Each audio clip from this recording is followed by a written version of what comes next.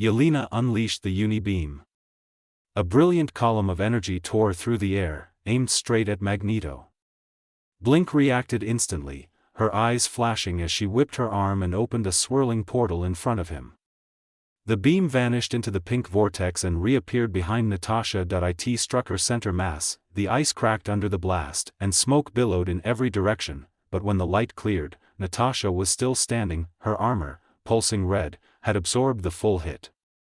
Steam hissed off her shoulders as the energy diffused into internal capacitors. Natasha raised both arms, locked onto Blink, and fired twin repulsor beams. Blink spun mid-air, hands flaring.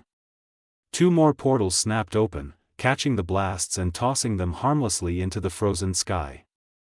The beams disappeared into the distance, slicing through the northern clouds. Magneto narrowed his eyes. His hand lifted. Metal shards around them began to tremble. He clenched his fist. Nothing happened. He raised his other hand, veins straining as he tried to seize control of the Widow armor.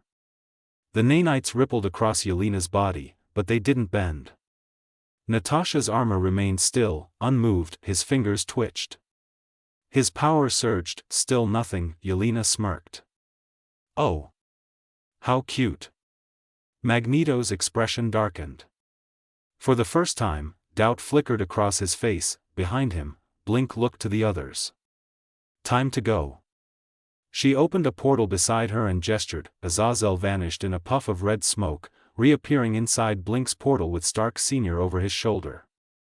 The old cyborg was barely conscious, wires dangling, eyes dim. Blink held the portal open, her focus razor-sharp, sweat beading at her temple from the strain. Pyro stepped toward it next, flames dancing between his fingers. Blink followed after him, holding the portal. Then came another attack. Hundreds of Alpha-class drones burst out of Natasha and Yelena's armor like a swarm of hornets. They locked on instantly, red beams charging at their cores. Their suits flared, arms raised, guiding the assault with synchronized precision. The drones unleashed hell, converging lasers, high-frequency pulses, and kinetic burst rounds, all focused on the mutants still standing on that floating metal platform. Magneto turned his head, just slightly. For a moment, it looked like his eyes glowed with a silver hue. The attacks hit a wall. A shimmering force field snapped into place around him and the others, pulsing with violet energy. Every beam, every pulse, every impact hit the barrier and slid off, redirected harmlessly into the sky. Nothing got through. Magneto hovered just above the frozen crater, his cape billowing in the icy wind. He looked down at Yelena and Natasha, then let out a quiet breath. His voice cut through the storm, calm and deliberate. "We'll meet again. And next time, it won't be this easy." He turned away. Yelena watched the portal flicker behind him, eyes narrowed. "That bastard can even use force fields," she muttered, shaking her head. "Fuck."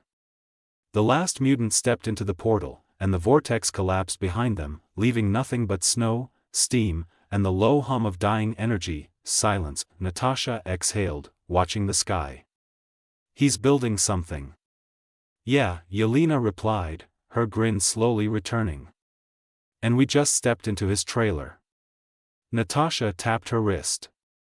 "Hermes. Begin perimeter scan. If that oldie left anything behind, I want it found."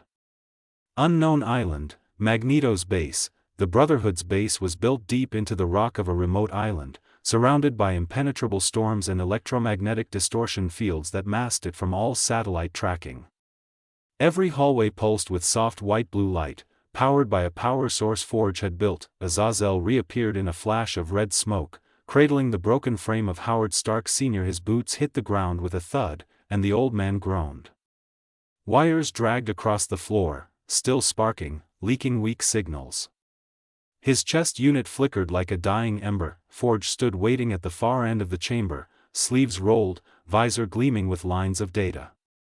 His arms were already coated in modular tech tools. Azazel dropped Stark Sr. onto the operating table. "He's yours." Forge stepped forward, scanning instantly. His voice was calm. "He's cooked. Fusion cells collapsing. Systemic decay in every organic component. Nerve webs barely hanging together. He turned to the massive pod beside him, an incubation chamber pre-fitted with an advanced neurosync rig. I can stabilize him. Replace the fuel core with something cleaner. Give him a month of uptime before we need to resync. He paused, narrowing his eyes. Well, he better be worth it. Behind them, the chamber doors slid open with a hiss. Magneto entered without a word, cape trailing behind him. Pyro followed close, flipping the lighter as usual. Pyro glanced at the old man, then turned to Magneto. We really saving this relic? This guy looks like he belongs in a scrap heap. What's the play here? Forge didn't look up. The play is survival. And options.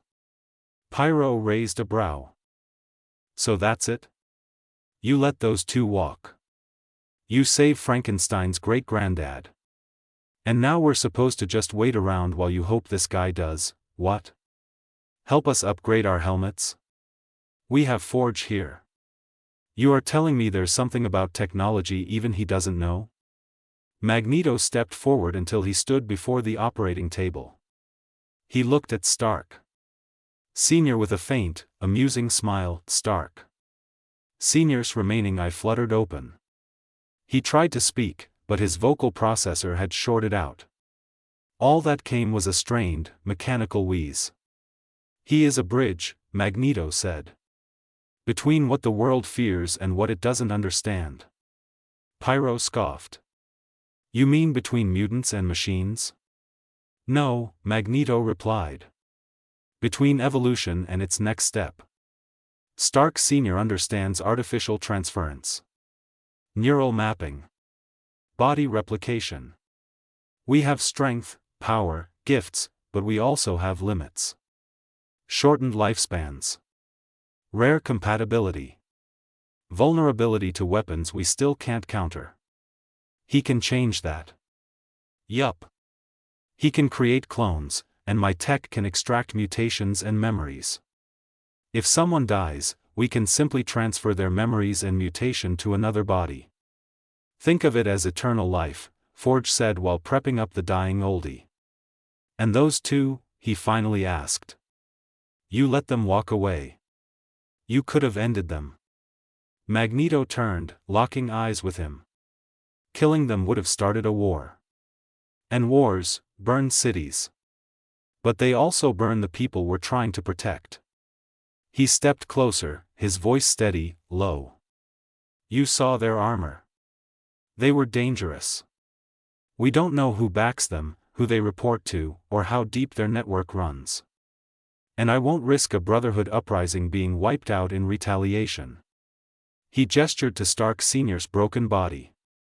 But now, we have something they don't. A mind that's beaten time itself. And soon, we'll have a way to rewrite what it means to be mutant. Forge looked up, eyeing Magneto through the flicker of a lens. I can keep him alive. But if he wants to work, he'll need a new interface. And full neural stabilization. I need more materials. Magneto nodded once. You'll have your materials. They walked out, leaving Forge alone. Forge activated the stabilization sequence. The lights around Stark Sr. flared blue. His body rose into the rig, cables locking in, ports connecting. En route 2 Starfire base, stealth jet. Inside, Yelena reclined in her seat, her armor peeled halfway back into casual mode, nanites forming a tight combat suit over her torso but leaving her arms and shoulders bare. She let out a large yawn. Natasha stood by the cockpit, arms crossed, eyes fixed on the holofeed projected from the nanite transmitter still broadcasting from deep inside Howard Stark Sr.'s body. The signal was crystal clear. They had heard everything, from Forge's clone and transfer theory to Magneto's speech about rewriting evolution. All of it, the Brotherhood's base. Their plan. Their assets, and their intent. Yelena reached for a protein bar and bit into it without breaking her grin. So let me get this straight. Mutant cloning. Mutation memory transfer. Eternal life. Using our boyfriend's zombie grandpa as the USB drive. Yeah, Natasha said coolly. That about sums it up. Yelena chewed for a moment, then leaned back. God, I love this job. Natasha tapped her wrist, the projection zoomed in on Stark Sr.'s suspended body. Biometric data streamed beside his image. Forge's tools were rebuilding him. Mapping his neural structure. Bolting on fresh systems. We have less than 1 month to prepare. Well, Tony will be back by then. For now, let's keep an eye on them.